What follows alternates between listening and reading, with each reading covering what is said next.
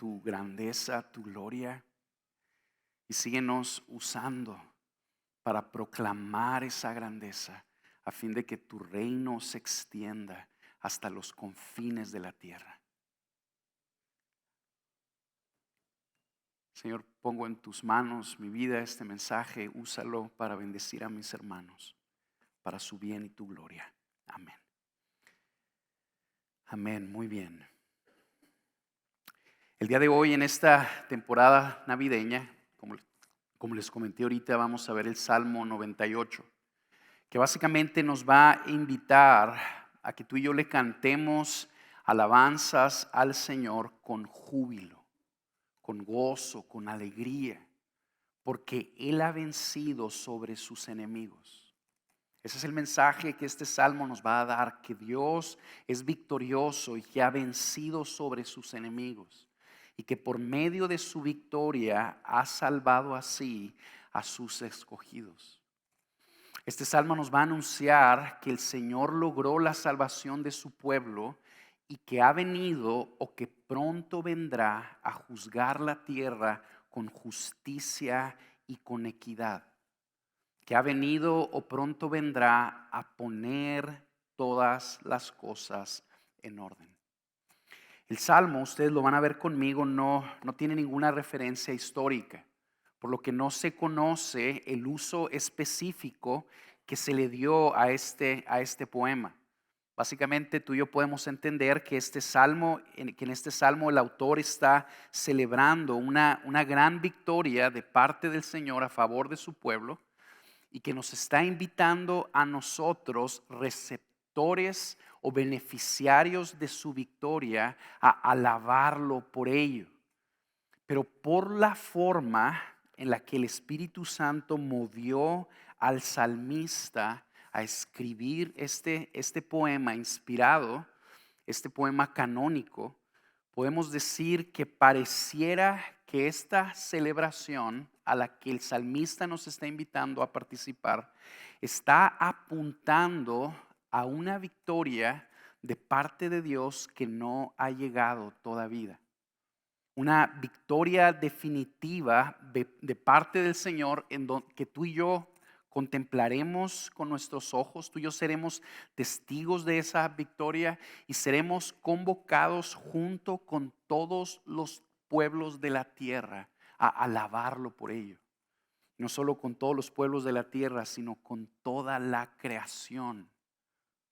Vamos a ser convocados por Dios un día a alabarle porque Él es victorioso y por medio de su poder cumplió sus propósitos de una manera perfecta. Seremos animados, invitados a alabarlo de una manera alegre, efusiva, por su triunfo y su reinado perfecto que llegará a esta tierra.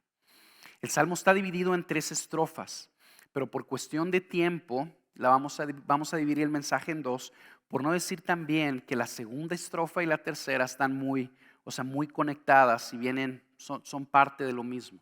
Se van a dar cuenta ustedes que la primera estrofa es donde se nos presenta el tema del salmo. Vamos a ver unas líneas cargadas de significado.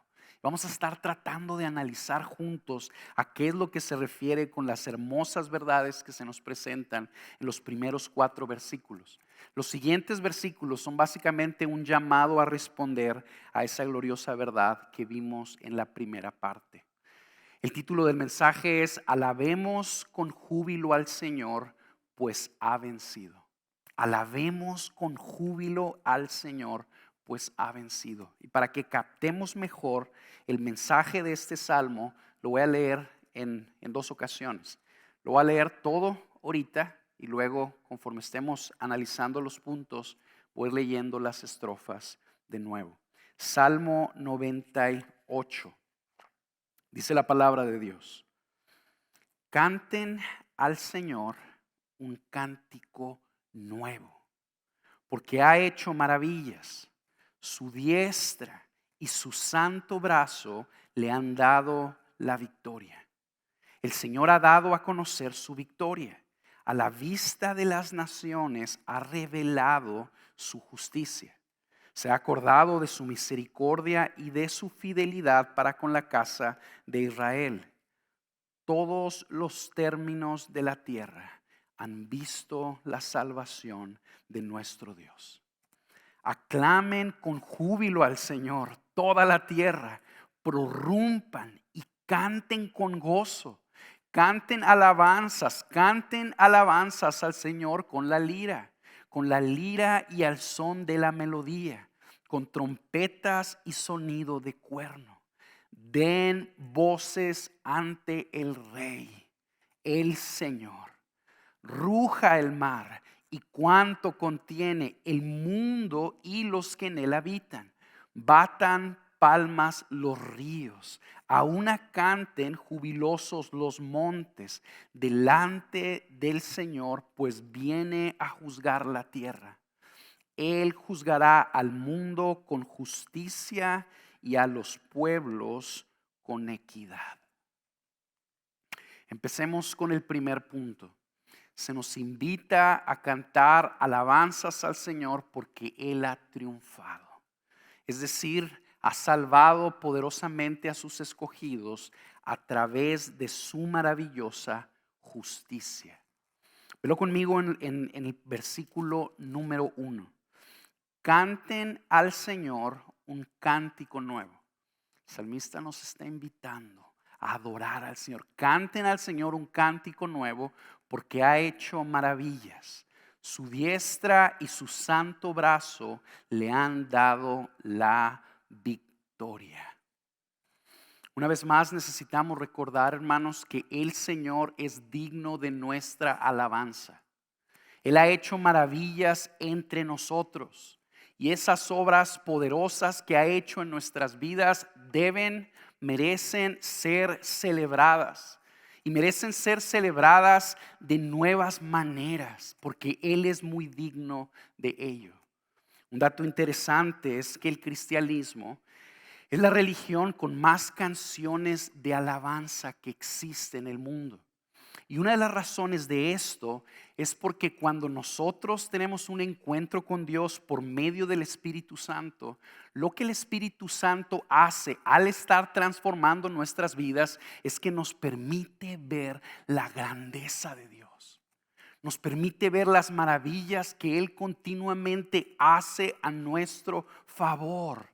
Y cuando eso sucede de una manera natural, nuestro corazón es movido, empujado, constreñido a cantarle al Señor de nuevas maneras. Quiero recordarte rápidamente lo que el pastor Carlos nos decía la semana pasada.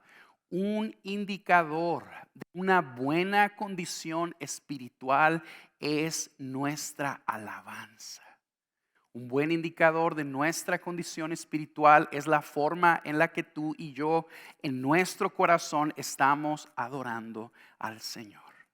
Cuando el Espíritu Santo obra en nosotros, lo repito, Él nos muestra la grandeza de Dios. Y cuando nosotros vemos la grandeza de Dios de una manera natural, somos constreñidos a adorarle. Y aquí el salmista está haciendo eco de esta verdad y nos está diciendo una vez más: adoren al Señor, cántenle alabanzas porque Él ha hecho maravillas con nosotros. Dios ha hecho maravillas en tu vida. Cántale alabanzas. Él es digno de ello.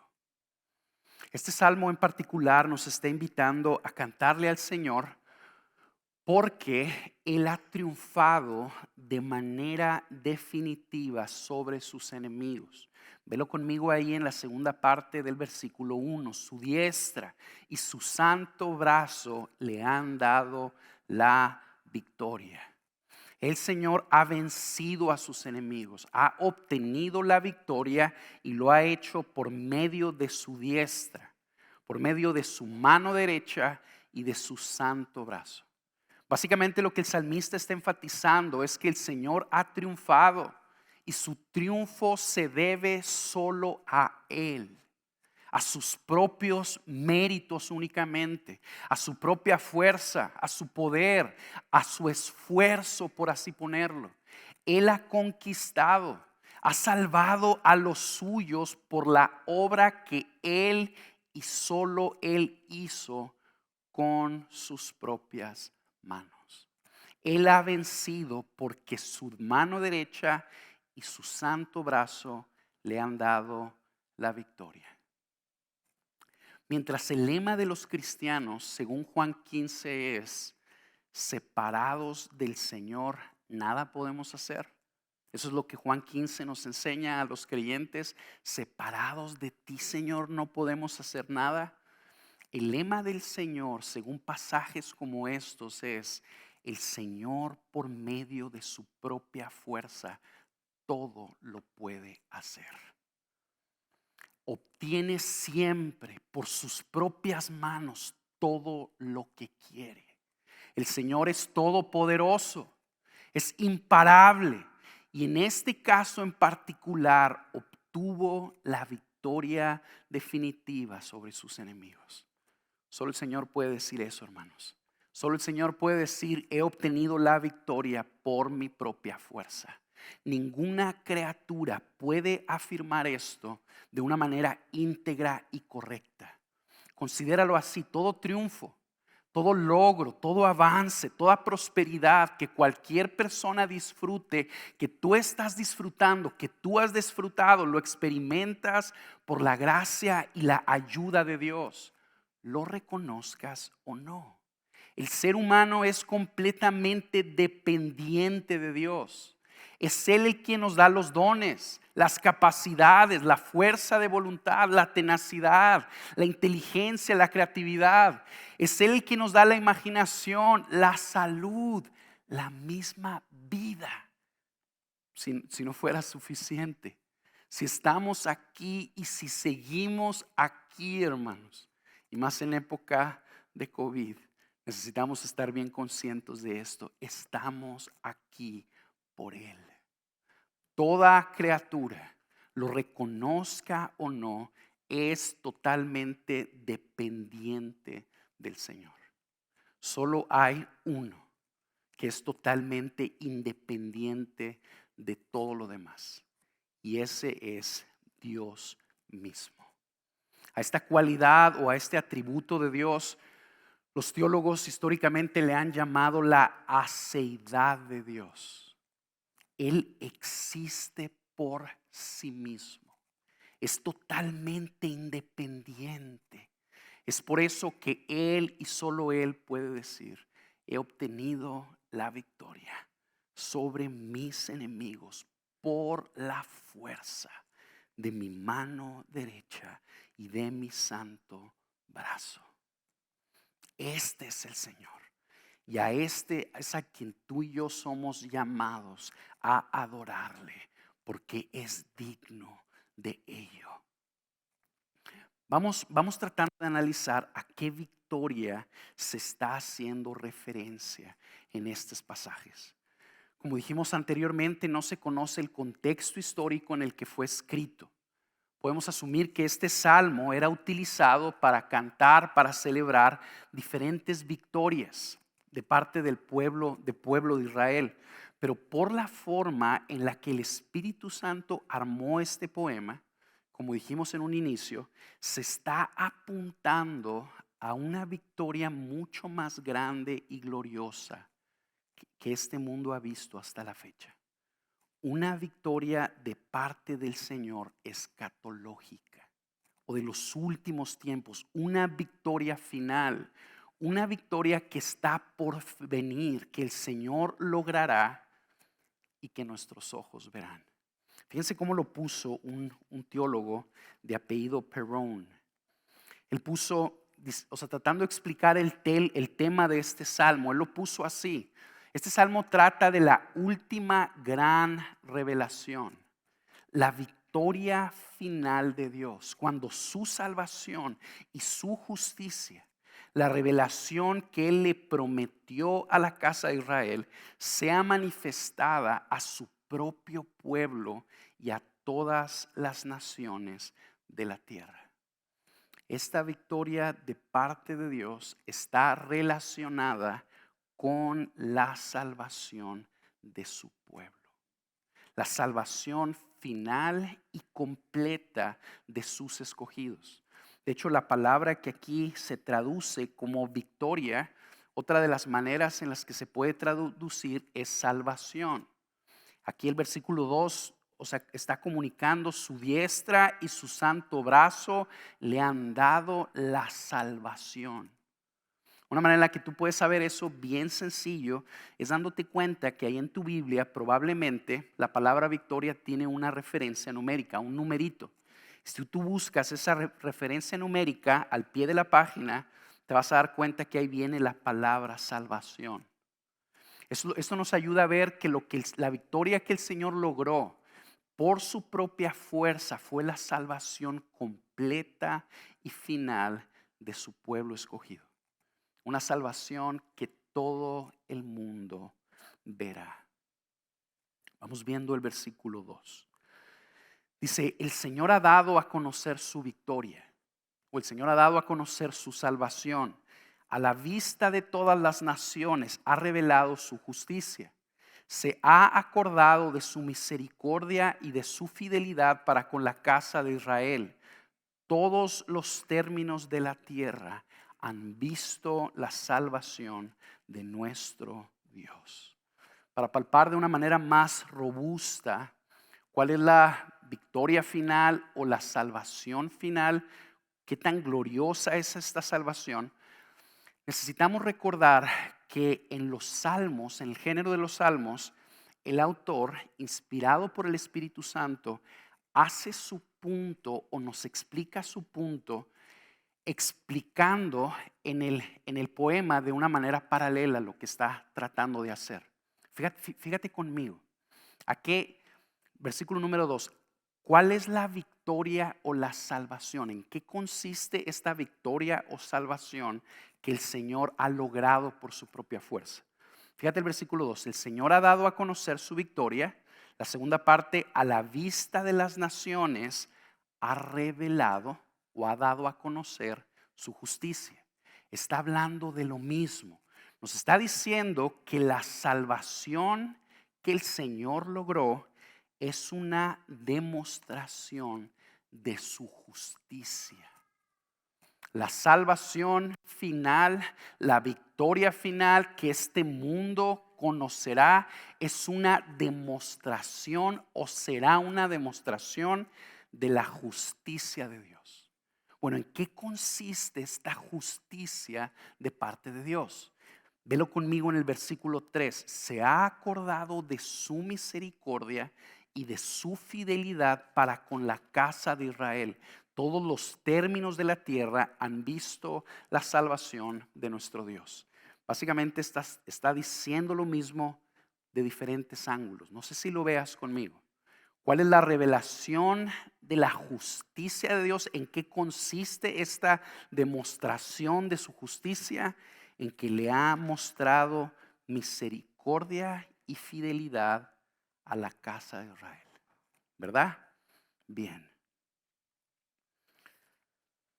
Y este cumplimiento va a ser exhibido en todos los términos de la tierra. Bien, ahora, esta manifestación de la justicia de Dios, esta revelación de la justicia de Dios que este mundo verá, el Señor se lo mostró al mundo en la persona de Jesús. Esta justicia fue manifestada a través de ese bebé cuyo nacimiento dividió la historia de la humanidad y que nosotros celebramos tradicionalmente el 25 de diciembre hace más de 2000 años. Pongámoslo así. En la persona de Jesús y en su obra, Dios logró la victoria final sobre sus enemigos. Ha manifestado su justicia perfecta a través de la persona de Jesús y de su obra. A través de la persona de Jesús y de su obra se acordó de su misericordia y de su fidelidad para con su pueblo escogido, y toda la tierra ha visto o verá su salvación. Quiero que lo veas conmigo en la Biblia. Acompáñame ahora, dale vuelta ahí a tu Biblia. Vamos a Romanos 3. Romanos 3:21. Lo que yo te estoy tratando de ayudar a entender es que Jesús es la manifestación de la justicia salvadora de Dios. Jesús es esta demostración de la justicia de Dios. Jesús es el medio a través del cual Dios consiguió la victoria final sobre sus enemigos. Velo conmigo ahí en Romanos 3:21. Romanos 3:21 al 24. Pero ahora, aparte de la ley, la justicia de Dios ha sido manifestada, confirmada por la ley y los profetas. Esta justicia de Dios por medio de la fe en Jesucristo es para todos los que creen, porque no hay distinción, por cuanto todos pecaron y no alcanzan la gloria de Dios. Todos son justificados gratuitamente por su gracia, por medio de la redención que es en Cristo Jesús. Aquí está el apóstol Pablo, inspirado por el Espíritu Santo, diciéndonos que la justicia de Dios ha sido manifestada. Tiempo pasado. ¿Lo viste? Versículo 21. Pero ahora, aparte de la ley, la justicia de Dios ha sido manifestada. Ya se manifestó la justicia de Dios al mundo. Lo que en el Salmo 98 se nos está diciendo de manera profética. Dios va a lograr la victoria final sobre sus enemigos. ¿En qué consiste esa victoria? En la demostración de su justicia. Lo que el Salmo 98 nos está apuntando de manera profética, aquí el apóstol Pablo, inspirado por el Espíritu Santo, está volteando para atrás y nos está diciendo, ya se manifestó. Ya se manifestó la justicia de Dios. Y esa justicia de Dios se cumplió en la persona de Jesús. ¿Ok? Velo ahí en el versículo 22. Esta justicia de Dios por medio de la fe en Jesucristo.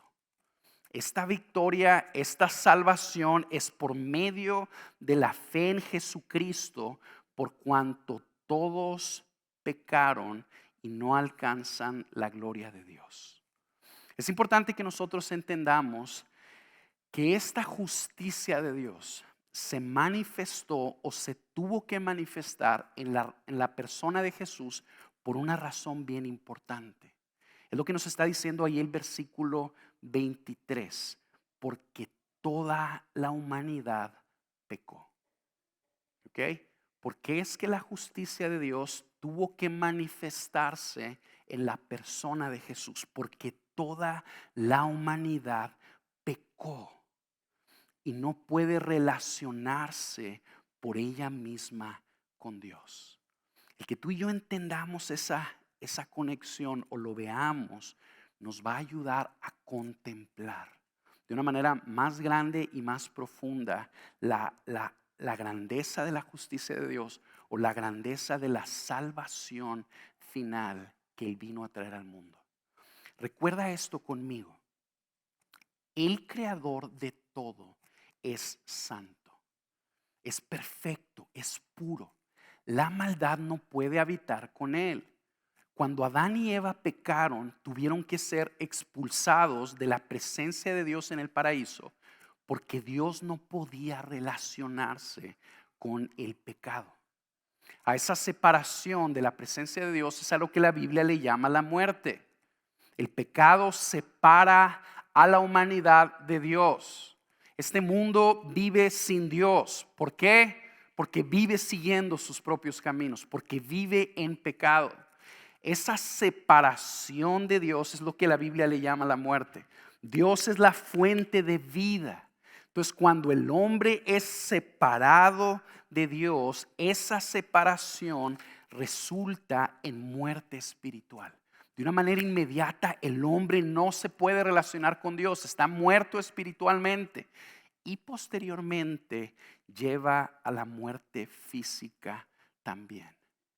Esta muerte sucedió porque Dios en su santidad le dijo a Adán que si pecaban, morirían.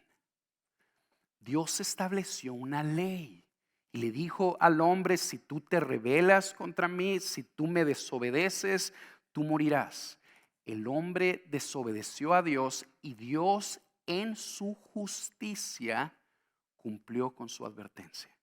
Dios en su justicia cumplió con la ley. Así como Adán, todos los hombres sin excepción hemos pecado. Tú y yo hemos desobedecido a Dios, nos hemos rebelado contra Él. Es por eso que el hombre en sí mismo está separado de Dios. Y esa separación o ese castigo sobre la humanidad es justo. Es una demostración de la justicia de Dios. ¿Por qué? Porque los hombres, de una manera voluntaria y consistente, hemos desobedecido a Dios. Por lo tanto, es justo que Dios nos separe de Él. Separados de Dios, estamos separados de todo lo que realmente necesitamos. Y puesto que no podemos remediar la situación por nosotros mismos, el ser humano está perdido. Necesita salvación. Pongámoslo así. El mundo en el que vivimos no necesita mejores gobernantes. No necesita mejores empresas. No necesita hombres más inteligentes ni mujeres más bellas.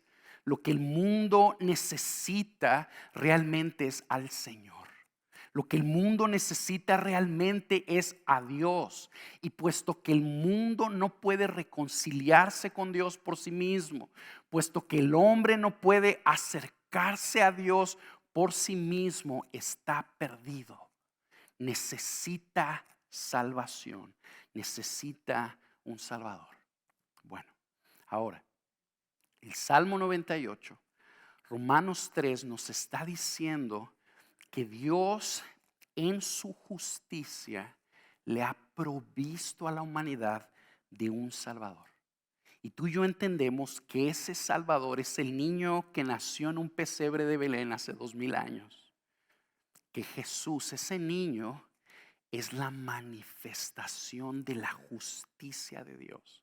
Y que ese niño tiene el poder para salvar completamente a todos los que creen en Él. Vamos a tratar de contestar otra pregunta que nos va a ayudar a ver lo asombroso de esta salvación, de esta manifestación de la justicia de Dios. ¿Por qué es que la Biblia plantea que la salvación de su pueblo es una manifestación de su justicia?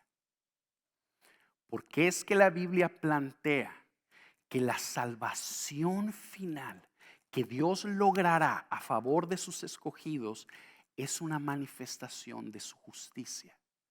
Si tú y yo lo pensamos bien, en términos prácticos, la palabra justicia significa darle a alguien lo que merece. Es lo que significa la palabra justicia, darle a alguien lo que merece. Si tú estás separado de Dios, si no tienes acceso a Dios, si no estás siendo enriquecido por toda la plenitud que hay en Dios, vamos a ponerlo así, es porque lo mereces. Porque tú has decidido desobedecer a Dios. Y por eso Él de una manera justa te ha separado de Él. Él, pongámoslo así, te ha castigado con la muerte. Estás separado de Él. Y eso es justo. ¿A poco no? Bueno, el Salmo 98 nos está diciendo que la manifestación de la justicia de Dios es más grande que eso. Es más grande y más gloriosa que darle a la gente lo que merece. Acompáñame otra vez al versículo 3 del Salmo 98. Salmo 98, versículo 3. La última parte del versículo 2 nos dice: a la vista de las naciones se ha revelado su justicia. Versículo 3: se ha acordado de su misericordia y de su fidelidad para con la casa de Israel. Aquí nos está diciendo que la manifestación de la justicia de Dios es ofrecerle misericordia a su pueblo escogido. Y que esa misericordia se la ofrece por su fidelidad. Cuando tú y yo leemos eso, debe de hacernos ruido, hermanos. Debe de hacernos como un corto.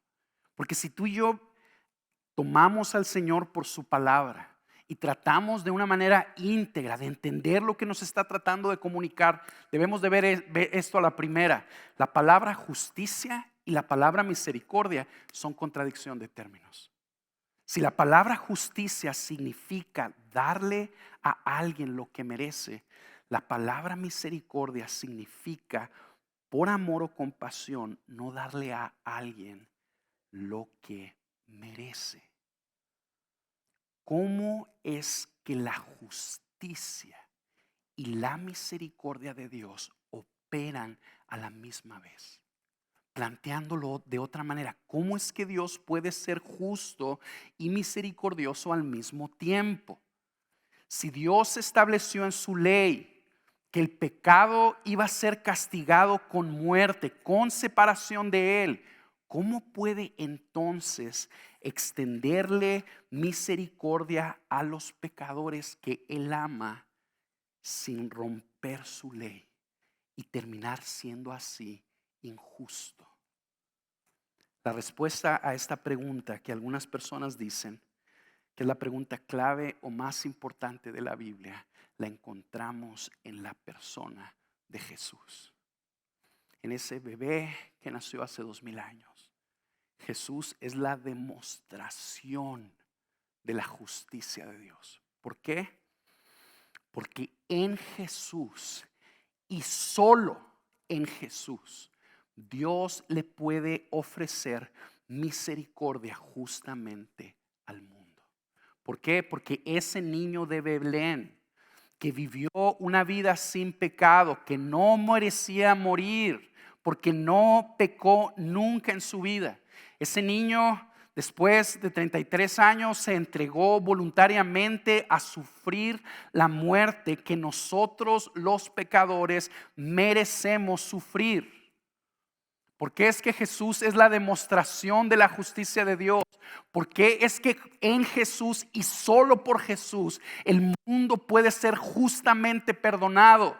Porque Jesús murió en nuestro lugar. Porque Jesús recibió el castigo que nosotros los pecadores merecemos. Porque ese niño de Belén creció y le enseñó al mundo la verdad. Y después de mostrarnos cómo es Dios y cuánto nos ama, se entregó en una cruz, en un sacrificio sustitutorio. Y por medio de su muerte perfecta cumplió con la ley de Dios. En su cuerpo de carne el pecado de todos los suyos fue castigado. El pecado de todo su pueblo fue castigado en Jesús. Y una vez que la cuenta fue saldada, la justicia fue satisfecha.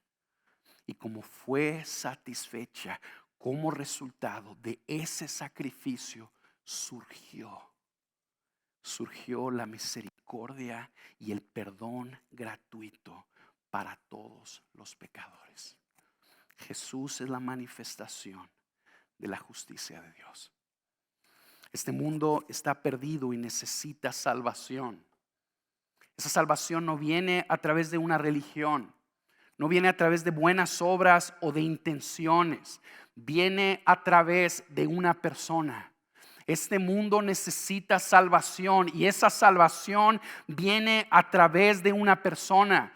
Esa persona es Jesús, el Salvador del mundo, la manifestación de la justicia de Dios que se ha acercado, se ha humillado, se ha acercado a los hombres a ofrecerles perdón y misericordia. ¿Por qué?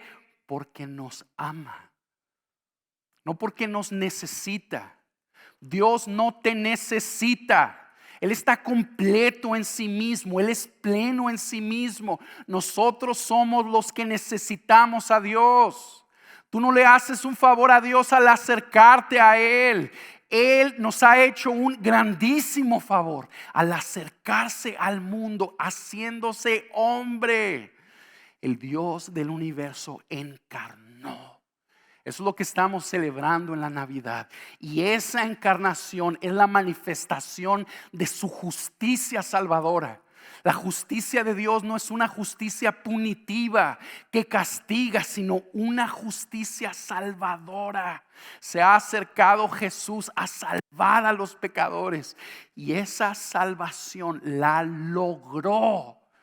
No viviendo solamente una vida perfecta, no solamente obedeciendo a su Padre en todo, sino entregándose en un madero, entregándose en una cruz, siendo el recipiente del castigo que nosotros merecemos por nuestros pecados. Y gracias a ese sacrificio glorioso, perfecto, los pecadores extremos como nosotros, los pecadores tercos como nosotros, podemos ser totalmente perdonados. Es la buena noticia de la Navidad. Si hay personas aquí que no conocen a Jesús, yo tengo que asumir que hay, que no le han entregado sus vidas a Jesús, que viven sin Dios y sin esperanza. Quiero animarte a que recuerdes, es Jesús lo que tú necesitas. Ven a Jesús. Que esta Navidad te sirva como un recordatorio, como una invitación directa de parte de Dios a que te reconcilies con Él, a que tú veas que gracias a su muerte, si tú te arrepientes, si tú pones tu fe en Él, vas a ser totalmente perdonado, totalmente salvado. Vas a ser receptor de la misericordia y de la fidelidad de Dios. Y que así vas a poder tener una relación plena con Dios, que no solamente va a llenar tu vida, sino que te va a transformar también. Antes de que pasemos al segundo punto, quiero que veamos otra cosa. Considera conmigo el aspecto profético de este salmo.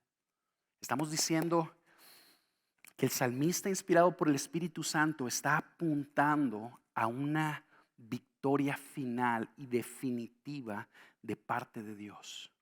Y nos está invitando a que nosotros le cantemos alabanzas por ello. Una victoria que el Señor logró por su propia fuerza, por sus propios méritos. La victoria o la salvación final de su pueblo escogido. Es como si el salmista nos estuviera enseñando este canto, pero como en el futuro, como en el último día, donde toda su iglesia está delante de Dios, habiendo sido salvada, ya habiendo terminado su paso por la tierra, estando en el reino de los cielos. Y en el reino de los cielos, el salmista nos está invitando, nos está convocando a adorarle al Señor. ¿Por qué? Porque Él logró la victoria final. Algo así es lo que el salmista está haciendo. Fíjate lo que eso nos ayuda a ver. Nos ayuda a ver que cuando Jesús murió en la cruz, no solo estaba pagando los pecados de su pueblo, sino que los estaba salvando. Estaba venciendo por medio de su sacrificio.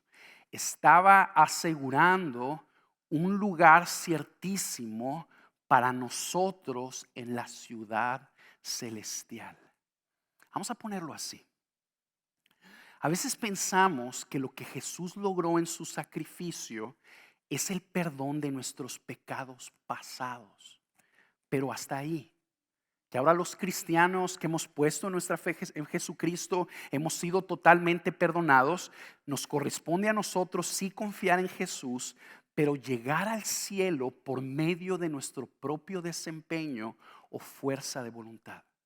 Y que si somos lo suficientemente fuertes y seguimos toda la voluntad de Dios hasta el último día de nuestros días, entonces seremos salvos.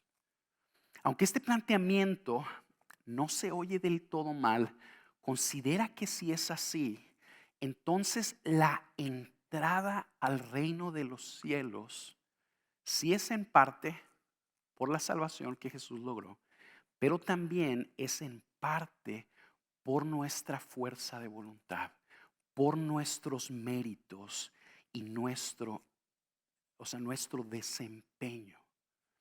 Y nuestro pasaje aquí nos está diciendo algo.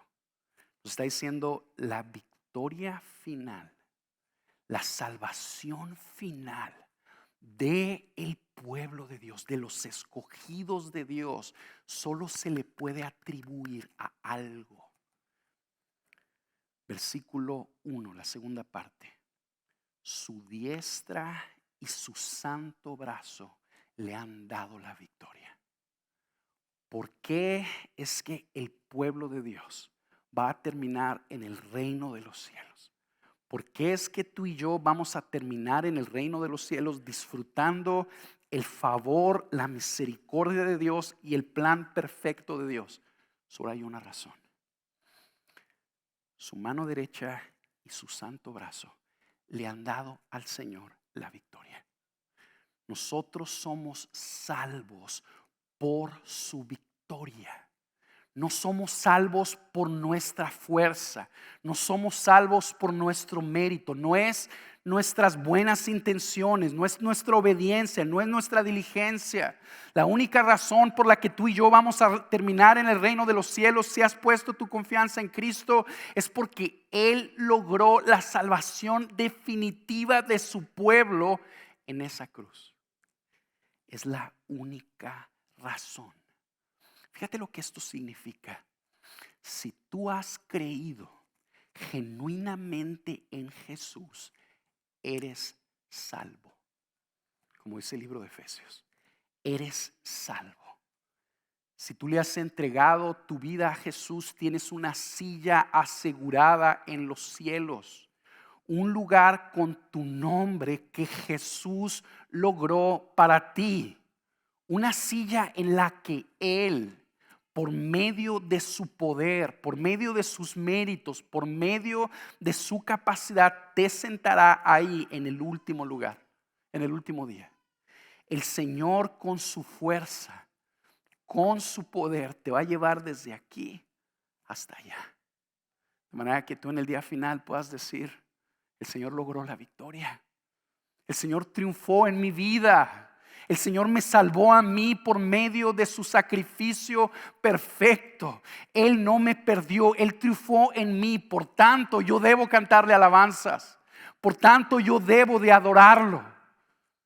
Díganme si no es gloriosa esta justicia, hermanos. ¿Verdad que sí? Por lo tanto, debemos de alabar al Señor con júbilo. Debemos de alabarlo de una manera fuerte por esta gloriosa, grandiosa salvación que logró para los pecadores en la persona de Jesús. Que es lo que este salmo nos está cantando, nos está animando a hacer. Cántenle alabanzas al Señor, pues ha vencido. Que es lo que la segunda parte del salmo nos invita a hacer. Leo el versículo 4. Aclamen con júbilo al Señor toda la tierra. La palabra aclamen es como grita. Grita con júbilo, grita con alegría. Y que griten toda la tierra. Prorrumpan, interrumpan las cosas. Prorrumpan y canten con gozo, canten alabanzas. Versículo 5, canten alabanzas al Señor con la lira y al son de la melodía, con trompetas y sonido de cuerno. Den voces ante el Rey, el Señor. Que ruja el mar y cuanto contiene, el mundo y los que en él habitan. Batan palmas los ríos. Aún canten jubilosos los montes delante del Señor, pues viene a juzgar la tierra. Él juzgará al mundo con justicia y a los pueblos con equidad. El salmista nos está invitando a que le cantemos alabanzas al Señor con júbilo. Qué hermoso que el Señor nos dio el libro de los Salmos. Y a través del libro de los Salmos, el Señor nos está recordando cuál es uno de los principales propósitos para el cual Él nos hizo. ¿Para qué nos hizo a ti y a mí? Para que lo alabemos, para que le cantemos, para que lo adoremos por quien Él es. Tú y yo fuimos hechos por Dios no para alabarnos a nosotros mismos. Tú y yo fuimos hechos por Dios para alabarlo a Él, para adorarlo a Él. Alabar al Señor es una de las cosas más gloriosas que podemos hacer porque no tenemos los ojos puestos en nosotros mismos. Los tenemos puestos en Él. Es el llamado que el salmista nos está haciendo una vez más. Cántenle alabanzas al Señor con júbilo, con gozo, porque Él es digno de ello. El pastor Carlos la semana pasada nos ayudaba a ver que nuestra alabanza no es cuestión de nuestra personalidad, no es cuestión de nuestro estado de ánimo. Nuestra alabanza es un tributo hacia el Rey que Él merece recibir de nuestra parte. Eso no significa que nosotros los domingos debemos de congregarnos y de una manera artificial a adorar a Dios. No significa que no te estamos invitando a que le cantes alabanzas al Señor de una manera artificial o religiosa. Que es cantarle alabanzas al Señor de una manera religiosa, es que tú empiezas a gritar palabras en la alabanza sin sentido, no tiene nada que ver con lo que estamos cantando, pero te sientes bien porque estás cumpliendo. Eso no es lo que el salmista nos está diciendo. Nos está diciendo, ve lo que Dios ha hecho. Ve la manifestación de la justicia de Dios. Él nos salvó en la persona de Jesús. Cántale alabanzas, porque Él merece ser adorado por toda la tierra por lo que Él hizo. Y esa es nuestra parte los domingos. Y es lo que tú y yo debemos de buscar. Tú y yo debemos de cultivar un corazón sensible al Señor, sensible al Espíritu Santo que nos mueva a venir los domingos y a recordar, esta reunión no se trata de mí. Esta reunión no se trata de que yo cumpla. Esta reunión no se trata de que me ayuden a que mi vida sea mejor. Esta reunión se trata de que yo recuerde la manifestación de la justicia de Dios. Esa salvación gloriosa que Él ganó para el mundo, que Él logró por sus propios méritos. Y que por lo tanto yo me una a toda la creación y adore al Señor por ello. Porque es digno de ello. Otra cosa que tenemos que decir bien rápidamente, me estoy brincando aquí poquito por cuestión de tiempo, es que este salmo, como decíamos ahorita, como que está desfasado en tiempo. De hecho, una manera en la que podemos entenderlo mejor es con las canciones que estamos cantando ahorita de la Navidad. De hecho, uno de los himnos, el himno que se llama Al Mundo Paz, que una traducción más correcta en inglés sería Joy to the World, o sea, gozo al mundo, fue escrito por Isaac Watts, inspirado en este salmo, hace cientos de años. Bueno, si ustedes se fijan en ese himno, como que nos está invitando a que le cantemos al Señor como por un reinado que ya comenzó. O sea, como que nos está diciendo, el día de la esperanza llegó ya llegó, el rey ya llegó, que es como está terminando el salmo, ¿verdad? Delante del Señor, versículo 9, pues viene a juzgar la tierra, Él juzgará al mundo con justicia y a los pueblos con equidad. Básicamente el salmista como que nos está diciendo, en el idioma hebreo se nota de una manera más clara, básicamente es, el rey ya está aquí, el rey ya llegó y su reinado perfecto ya comenzó. El mundo paz porque en el mundo hay paz porque nació Jesús y ha venido a reinar con gracia y verdad, con justicia y con equidad. Podemos tener esperanza, está diciendo el salmista, porque el rey llegó. Fíjense lo que eso significa. El rey ya vino hace 2000 años en un pesebre y nació y logró su victoria final por medio de la muerte en la cruz. Él resucitó al tercer día. Estuvo 40 días dándole demostraciones a sus discípulos de que estaba vivo, de que había resucitado de entre los muertos. Y después ascendió a los cielos y prometió que regresaría. Y desde ese momento, desde hace 2000 años, la iglesia está esperando el regreso inminente de Jesús. Un regreso que cuando Él venga va a juzgar la tierra con su justicia, con esta justicia intercalada con misericordia y con equidad. Básicamente vivimos en un caos, ¿verdad? No necesito convencer a nadie de eso. Vivimos en un caos. Bueno, este rey del que se está cantando en este salmo va a poner todas las cosas en orden. Va a juzgar con equidad y todo va a estar bien. Eso es lo que este salmo está proclamando. Y los cristianos vivimos como este salmo, como desfasados en la historia.